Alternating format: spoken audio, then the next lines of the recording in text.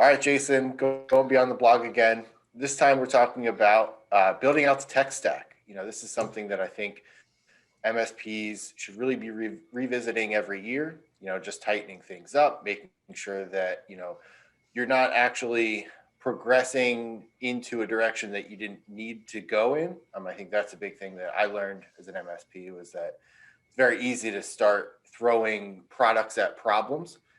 But that doesn't always lead to like a great business plan in the end, and so it's good to just take a step back once in a while, really look at things and reattack it from a business standpoint. And so I wanted to really take this opportunity to get in the mind of a vendor a little bit that is contributing to these stacks. And the first thing I wanted to ask you is like, what is the roadmap, so to speak, of, I personally like streamlining vendors. I think it's great from an operations standpoint. But that doesn't always mean that the end customer is getting the best of each thing, right? And so if I'm VIPRE and I specialize in, advanced threat protection, like how do I choose my next, add-on products, and what does that look like? Right. Well, it's a great question. And, it comes to mind that vendors like myself, like VIPRE, have moved to try to offer solutions, and even so far as to say solution selling within, what we tell our salespeople, meaning to kind of get away from the point products.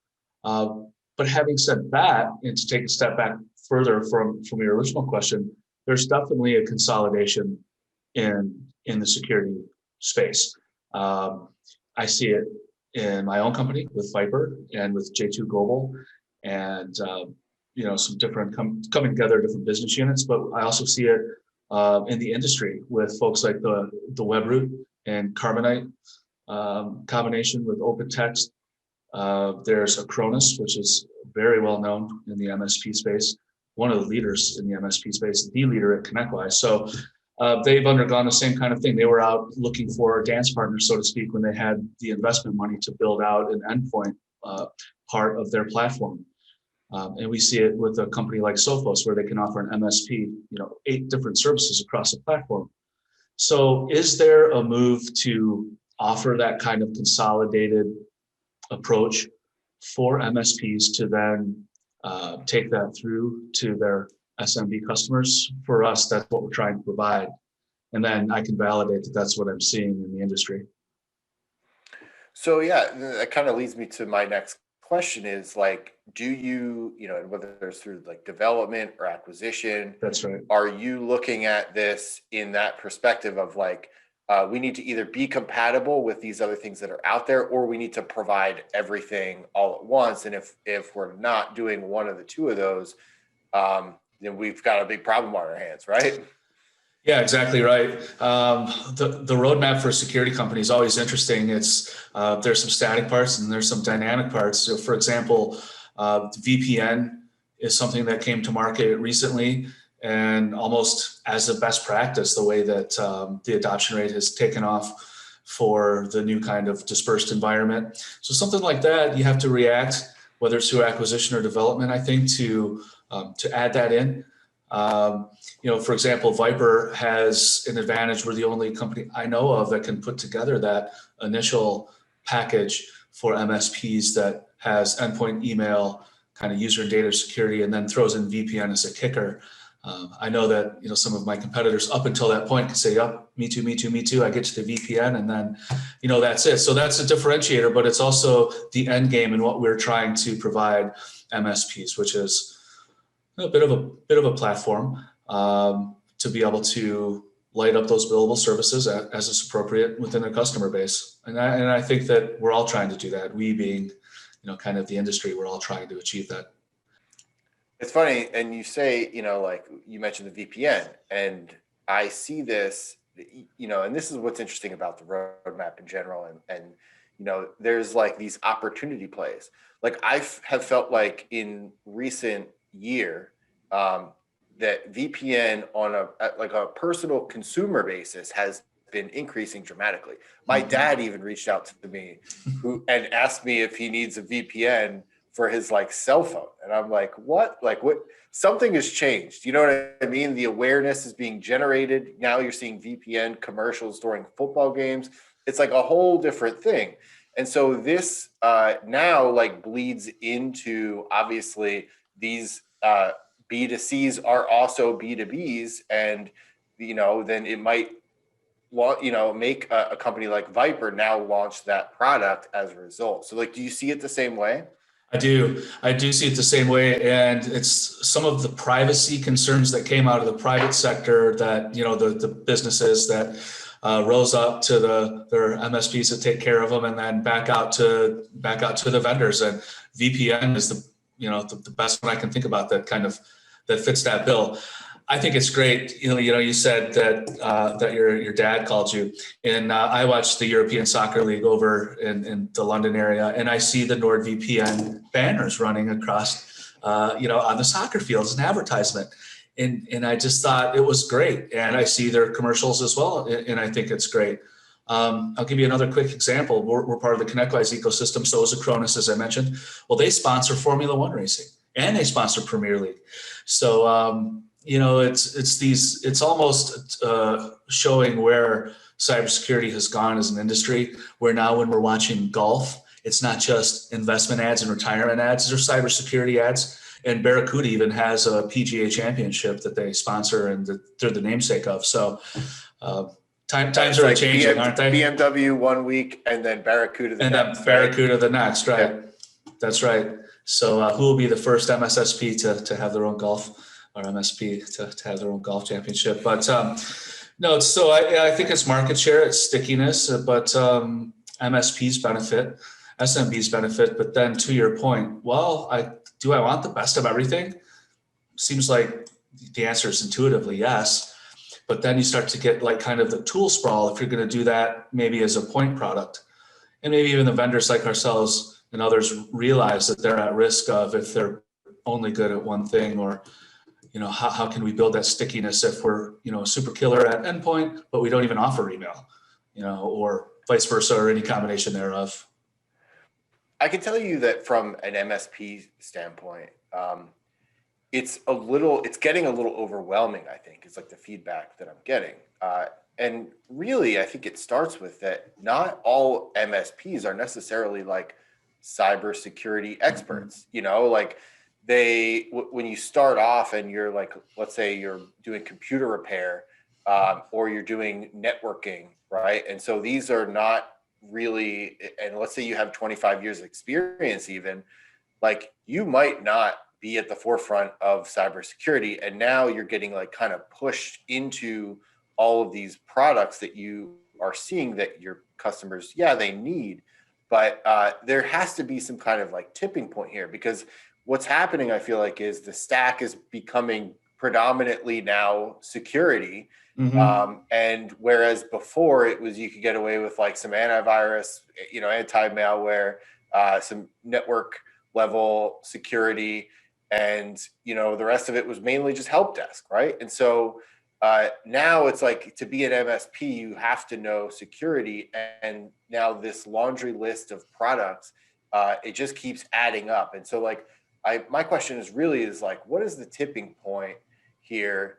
Do you think that it's going to be a situation where MSPs kind of split? And I've already seen the MSSP thing really taking off. But like, a typical SMB that an MSP would sell to can only afford so much, and they can only be so secure, right? And so like that is the problem. Eventually the market is going to reject this, right? If it keeps going in the same direction. You bring up a few good points there. One that resonated was that not every MSP is a security expert. And there is so much noise in the industry right now, good and bad. Good because there's a lot of money to be made in security services where there never has been before. So it's a tremendous growth center. Bad because it's just that, a ton of noise and confusing and frustrating. So given that you're not a cybersecurity expert, but you're an MSP, kind of where does that put you? Well, that's who we're very familiar with at VIPRE. We just happen to have those kind of customers that we work with on a daily basis. So I think it comes back to the stack, and you've alluded to the stack. You've talked about it. You've called it out, and a lot of the noise I think happens when you're trying to chase the stack, so to speak, and move up the stack, and maybe unnecessarily so. And so, to your point, where can I just say time out, pump the brakes, let's get back to basics? And luckily, there's never been a better time to get advice or leadership on how to get back to basics with like CISA and the government organizations now that really will have these blueprints online about how to prop up cybersecurity, and those kind of resources were never available before. VIPRE always talks about foundational security, Kevin. No surprise that it's going to be, firewall, endpoint, email, user, and data protection. You're never going to go wrong, and the bedrock is never going to change. So I just envision the stack as like that bedrock is where kind of VIPRE fits in, and there's plenty of billable services in technology in there for MSPs to add on services, but there's also overlap, like you said. So you mentioned ATP, or the ATP technology, advanced threat protection. So there is overlap in email and endpoint technologies because the same machine learning and artificial intelligence, by and large, looks at a lot of the same benign samples and malicious samples.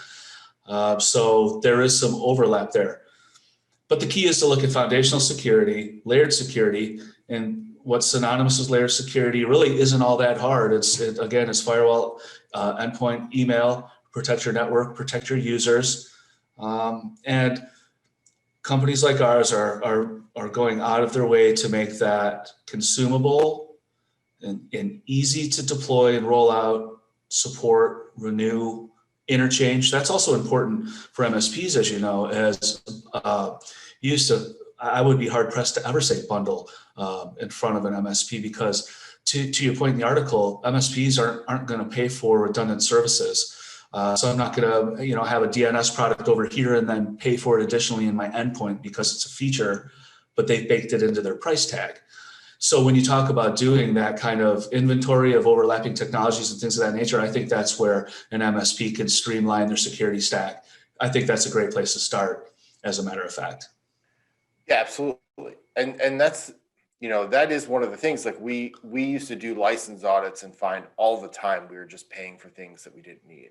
And you even go to like, I wrote about it in our weekly newsletter this week about just the fact that it's really hard to start an MSP now with all of the minimums that are required for you to have to put out like a stack that can compete, right? Because like you sign on with a vendor and they're not saying like, oh yeah, sure, you have 3 endpoints, you can now sell this. It's normally you have a minimum amount of endpoint licenses that you need to become a partner, and you might not just have that immediately. So like it's creating the more of this that's happening, it's creating this larger barrier for entry into the MSP space as they start to now sell more and more security with more and more vendor relationships. So like to me, is a barrier to entry a bad thing? Not always, right? It's like, but it does suppress innovation a little bit. It's like if you've kind of been grandfathered in now, and you were lucky enough to like have an established and mature MSP, like you can kind of grow like wildfire because now there's not a ton of threat of like new MSPs kind of coming in. But at the same time, like I said, like the innovation, I think, is what gets suppressed and starts to dwindle when there isn't kind of like new competition and new people competing. Yeah, that's a good point. And all partner programs aren't created equally. And I couldn't agree more. In the article, you said it doesn't do anything without the product. You have to have that first. So the product has to work. Given that the product worked, then let's talk about the partner program itself. Are there minimums? No, great. That's more attractive to me because I'm working my way up through that barrier of entry that you're talking about. I don't have a sophisticated book.